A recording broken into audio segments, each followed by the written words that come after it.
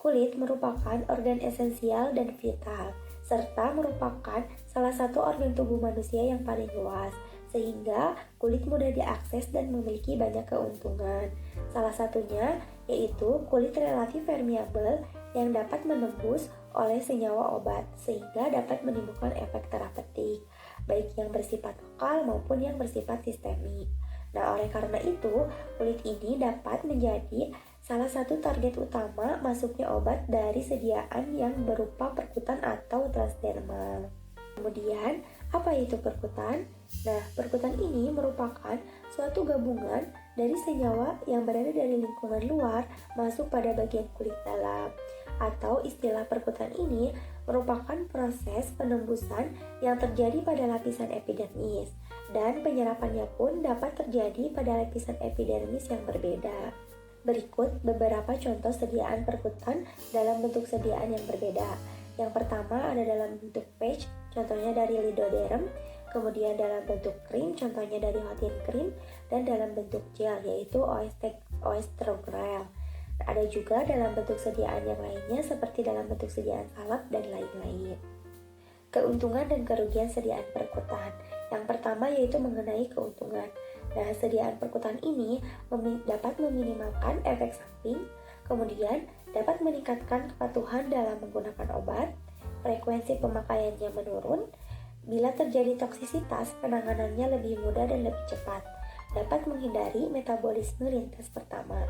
Namun, sediaan perkutan ini memiliki kerugian. Yang pertama, efek terapi yang timbul itu lambat dibandingkan dengan pemberian secara oral. Tidak bisa digunakan untuk obat yang iritatif terhadap kulit, tidak untuk obat dosis besar, dan hanya dapat digunakan untuk obat tertentu. Tidak semua obat cocok digunakan dalam bentuk perkutan atau transdermal. Saya Siti Nurhaliza dengan NPM A223015 akan melanjutkan presentasi. Baik, sediaan perkutan ataupun sediaan transdermal merupakan suatu sediaan yang mampu menghantarkan obat ke dalam tubuh melalui kulit untuk mencapai efek sistemik. Adapun sistem penghantaran ini disebut juga sebagai transdermal drug delivery system. Sistem penghantaran obat seperti ini dapat mencegah first pass efek obat di dalam hati sehingga dapat meningkatkan bioavailabilitas obat dalam tubuh. Melalui rute transdermal drug delivery system ini, obat akan berpenetrasi ke dalam kulit melewati stratum corneum lalu ke lapisan yang lebih dalam, mulai dari epidermis kemudian dermis. Setelah mencapai dermis, obat akan memasuki sirkulasi sistemik melalui mikrosirkulasi dermal. Baik, nama saya Muhammad Zinani Mulia Akbar. Dengan ini saya izin melanjutkan pemaparan yang sebelumnya dilaksanakan oleh teman saya. Baik, untuk saat ini saya akan memaparkan tentang mekanisme dari absorpsi perkutan. Seperti yang kita ketahui, absorpsi perkutan ini adalah masuknya molekul obat dari kulit ke dalam jaringan di bawah kulit, kemudian masuk ke dalam sirkulasi darah dengan mekanisme difusi pasif. Jadi mekanisme dari absorpsinya ini adalah difusi pasif, yaitu mengacu pada Rohathagan. Penyerapan perkutan ini merupakan gabungan fenomena penghembusan senyawa dari lingkungan luar ke bagian dalam kulit, ke dalam peredaran darah dan kelenjar getah bening. Nah, istilahnya juga bisa kita katakan perkutan ini menunjukkan bahwa penembusan terjadi pada lapisan epidermis dan penyerapan dapat terjadi pada lapisan epidermis yang berbeda.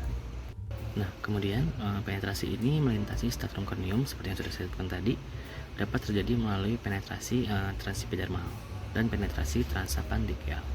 Nah, pada kulit yang normal, jalur penetrasi obat ini umumnya melalui epidermis. Nah, dibandingkan dengan penetrasi melalui folikel rambut maupun melewati kelenjar keringat.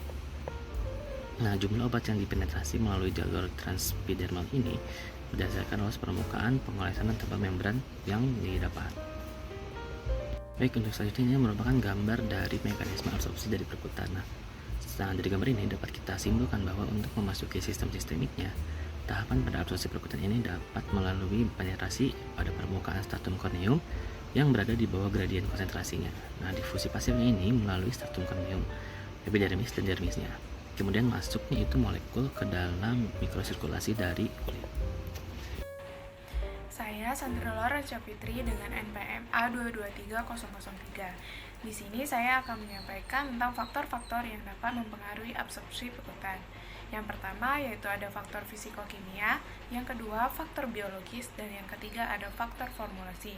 Faktor fisikokimia yang pertama ada tetapan difusi. Tetapan difusi merupakan fungsi dari bobot molekul senyawa dan interaksi kimia dengan konstituen membran. Tetapan difusi juga bergantung pada kekentalan media serta suhu. Yang kedua, konsentrasi zat aktif. Jumlah zat aktif yang diserap pada setiap satuan luas permukaan dan satuan waktu adalah sebanding dengan konsentrasi senyawa dalam media pembawa. Yang ketiga, koefisien partisi. Koefisien partisi pada umumnya ditentukan dari percobaan dan menggunakan campuran dua fase, yaitu air dan pelarut organik yang tidak bercampur dengan air, seperti minyak tanaman, kloroform, dan ether. Koefisien partisi ditentukan dengan keseimbangan pembagian molekul. Keadaan ini hanya tercapai setelah kontak yang lama antara lapisan tanduk dengan pembawa. Saya Silly Kartika dengan NPM A223018 dari kelas RPL. Di sini saya akan melanjutkan penjelasan dari faktor-faktor yang mempengaruhi absorpsi pada perkutan. Ada poin yang kedua yaitu faktor biologis. Faktor biologis meliputi yang pertama keadaan pada kulit, kondisi kulit seperti kelembapan, kekeringan, pH, dan kondisi luka dapat mempengaruhi absorpsi perkutan. Kulit yang basah atau lembab dapat meningkatkan absorpsi karena meningkatkan kelarutan zat dalam kulit. Kulit yang kering atau rusak, di sisi lain, dapat mengurangi absorpsi karena mengurangi kelarutan zat dalam kulit. Selanjutnya yang kedua yaitu ada luas permukaan kulit. Makin luas permukaan kulit yang terpapar, semakin banyak zat yang dapat diserap. Dan yang ketiga ada ketebalan kulit. Ketebalan kulit juga dapat mempengaruhi absorpsi perkutan. Bagian kulit yang lebih tebal seperti telapak tangan dan kaki dapat menahan zat dan mengurangi absorpsi. Dan yang keempat ada sirkulasi darah di kulit. Sirkulasi darah yang baik di kulit dapat meningkatkan absorpsi karena membawa zat lebih dekat ke pembuluh darah. Selanjutnya yang kelima ada kerusakan pada kulit. Kulit yang rusak, misalnya akibat luka bakar atau luka sayatan, dapat meningkatkan absorpsi karena mengurangi hambatan untuk penetrasi zat melalui kulit. Dan yang keenam ada usia. Penuaan dapat mempengaruhi absorpsi perkutan dengan mengurangi elastisitas dan kelembutan pada kulit. Dan yang ketujuh ada jenis kelamin. Perbedaan hormon pada pria dan wanita dapat mempengaruhi absorpsi perkutan. Pada umumnya, wanita memiliki kulit yang lebih tipis dan lebih lembab dibandingkan pria, sehingga dapat mempercepat absorpsi. Dan yang ke-8 ada genetika. Perbedaan genetika pada individu dapat mempengaruhi absorpsi perkutan karena mempengaruhi sifat kulit seperti ketebalan, elastisitas, dan kelembapan. Dan yang terakhir ada kondisi kesehatan. Kondisi kesehatan seperti diabetes dan hipotiroidisme dapat mempengaruhi absorpsi perkutan karena dapat mempengaruhi sirkulasi darah dan kondisi pada kulit. Assalamualaikum warahmatullahi wabarakatuh. Perkenalkan, nama saya Tri Mahir Brutu dari kelas RPL dengan NPM A223012. Baiklah, di sini saya akan menjelaskan faktor formulasi yang mempengaruhi absorpsi perkutan. Yang pertama itu ada penetrasi. Penetrasi obat ke dalam kulit adalah faktor utama dalam formulasi sediaan secara perkutan. Ukuran molekul obat, lipofilisitas obat, dan keadaan kulit adalah beberapa faktor yang mempengaruhi penetrasi obat. Penetrasi obat juga dapat dipengaruhi oleh penggunaan bahan-bahan peningkat penetrasi seperti surfaktan, kosurfaktan, dan bahan pengikat pH. Yang kedua itu ada basis sediaan. Basis sediaan yang digunakan dalam formulasi sediaan secara perkutan mempengaruhi efektivitas obat. Basis sediaan yang umum digunakan adalah krim, gel, lotion, dan plester transdermal. Setiap basis sediaan memiliki karakteristik yang berbeda dan dapat mempengaruhi penetrasi efektivitas obat. Yang ketiga itu ada pH.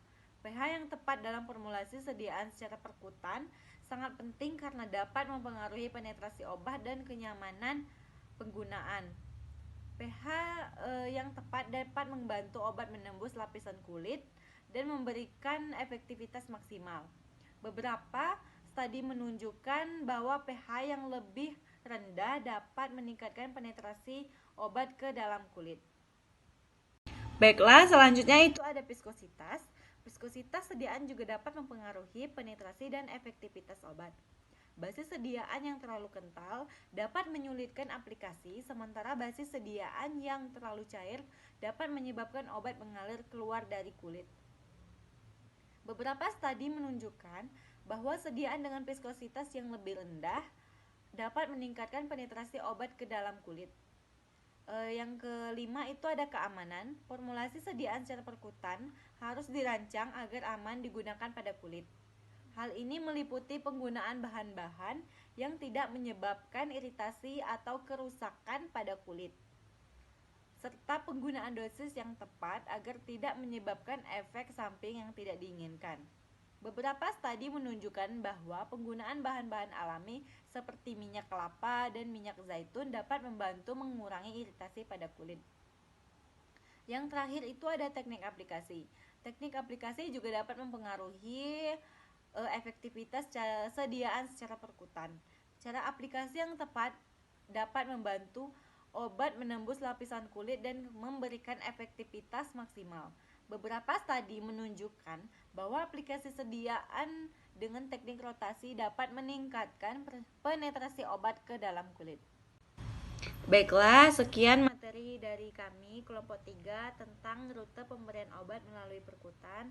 Lebih kurang kami mohon maaf. Saya akhiri. Wassalamualaikum warahmatullahi wabarakatuh.